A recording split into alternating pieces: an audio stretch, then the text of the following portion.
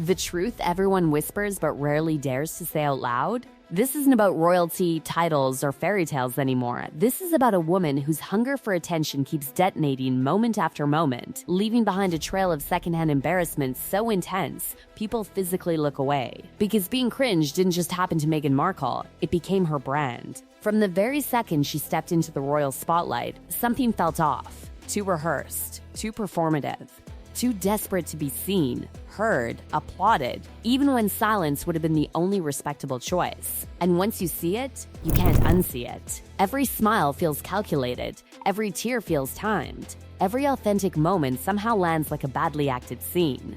This story isn't about hate, it's about patterns, and when you line them up one after another, the picture becomes impossible to ignore. It started quietly, almost politely, before exploding into full-blown public cringe. In 2019, during an IF documentary filmed in South Africa, a country where over half the population lives below the poverty line, Meghan sat in front of the camera and delivered what she clearly believed was a raw, vulnerable confession. She looked into the lens and admitted that not many people had asked if she was okay. Her voice trembled, her eyes glistened, and the world collectively froze. Not because it was moving, but because it was stunningly tone-deaf. Surrounded by poverty, inequality, and real suffering, Meghan centered the moment on herself. No acknowledgement to the people struggling around her, no pause to recognize the context. Just Meghan, needing validation, needing sympathy, needing attention. The optics were brutal, and that was only the beginning. Later that same year, another moment surfaced. One so bizarre, it sparked endless speculation online. While visiting the pet charity Mayhew, Meghan rose from a kneeling position and a loud popping sound was reportedly heard. The internet exploded. Was it pregnancy-related? Was it a baby bump malfunction? No one truly knew, but everyone was talking. And once again, the moment wasn't about the charity, it was about her. Then came the polo match. July 2019. Meghan arrived holding her infant, and instantly something felt wrong. The baby appeared awkwardly positioned, visibly uncomfortable, nearly slipping from her arms. No shielding from the sun, no visible feeding. For 3 hours, observers watched in growing unease. Social media erupted with concern, confusion, and disbelief. One tweet summed it up perfectly: "I get anxious just looking at these photos." It wasn't cruel, it was worried, and it added to a growing narrative. Meghan looked uncomfortable in moments that should have been instinctive. Fast forward to September 2023, and there she was again, this time at a Beyond concert. Dancing wildly, over the top, unrestrained. For some, it was harmless fun. For others, it was painfully awkward. This wasn't a private citizen at a club. This was someone who once demanded royal decorum, now flailing in public while cameras rolled. The contrast was jarring, and Meghan doesn't just crave the spotlight, she clings to it. At a variety event, she lingered on the red carpet long after her time had clearly passed. Photos, poses, smiles that refused to end. Eventually, an assistant had to physically nudge her forward, gently reminding her that the moment wasn't hers anymore. But Meghan wasn't ready to let go. She never is. Then there was Nottingham Cottage. In their Netflix documentary, viewers were treated to an awkward scene of Meghan dancing alone in the doorway of the royal residence. Not joyful, not playful, just strange, like someone overwhelmed by the setting, performing for an invisible audience. It didn't feel spontaneous, it felt staged and uncomfortable. But nothing compared to what happened at Princess Eugenie's wedding, a once-in-a-lifetime moment, a bride's day. And Meghan? She arrived with her coat conspicuously unbuttoned, hand hovering around her midsection, silently announcing a pregnancy that wasn't yet visible. No words spoken, yet the message screamed. Cameras caught it, headlines followed, and Eugenie's spotlight dimmed. And that moment lives forever. Yeah, well, I guess, and also thank you for asking, because not many people have asked if I'm okay. But it's a very real thing to be going through behind the scenes. If that wasn't enough, Meghan's insistence on being first surfaced again during a visit to Nigeria. As ceremonial beads were about to be presented, she stepped in front of Harry, ignoring protocol, ignoring respect. The official mistakenly placed the necklace on her, then had to remove it and replace it with a smaller one meant for Meghan. Harry stood there, sidelined again. A quiet moment that spoke volumes. Then came the proposal story. Meghan later revealed that while getting to know Harry, she asked one critical question: is he kind? She framed it as a moral compass, a litmus test for love. But the irony hit hard, because kindness is the very trait she's most often accused of lacking. And after stepping down from royal duties, the entitlement didn't fade, it intensified. I didn't know much about him, and so the only thing that I had asked her when she said she wanted to set us up was, I had one question. I said, well, is he nice?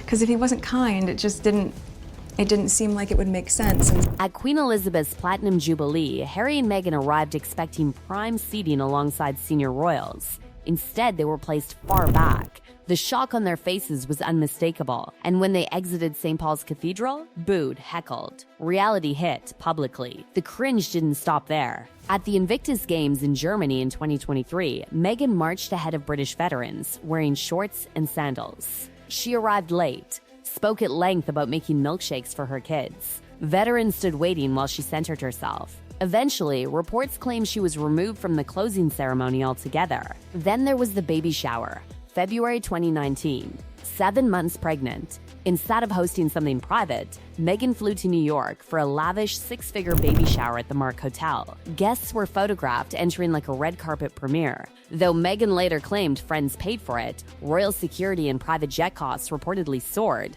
potentially funded by Prince Charles. Questions followed. Answers didn't. By this point, the pattern was undeniable, and this is only half the story. And just when you think the embarrassment meter has already shattered beyond repair, Meghan somehow finds a way to crank it higher, louder, shinier, and painfully more self-centered. November 2023, a Vancouver Canucks hockey game. Autism Acceptance Night. The spotlight was supposed to belong to an autistic singer performing the Canadian national anthem, a moment meant to celebrate inclusion, dignity, and respect. Cameras panned the crowd and landed on Meghan. Smiling, laughing, reacting in a way many viewers interpreted as mocking. Whether intentional or not, the damage was immediate. Social media erupted in outrage. This wasn't a red carpet. This wasn't a comedy sketch. And yet again, Meghan's presence managed to sour a moment that wasn't hers to touch. Then came Harlem, a public school visit meant to uplift children in a low-income community.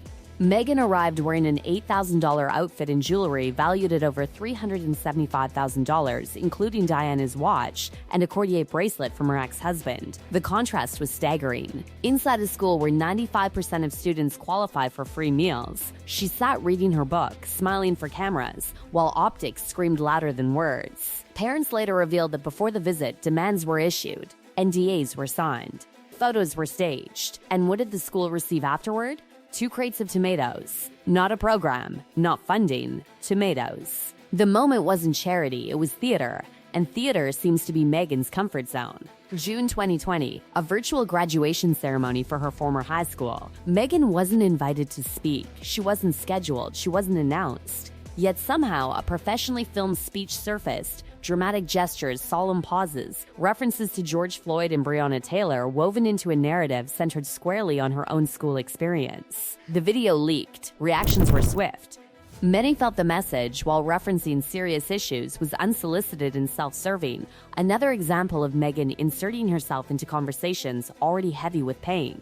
Then, Wimbledon happened. Fresh off stepping down from royal duties, Meghan returned to support Serena Williams. Security cleared entire sections around her.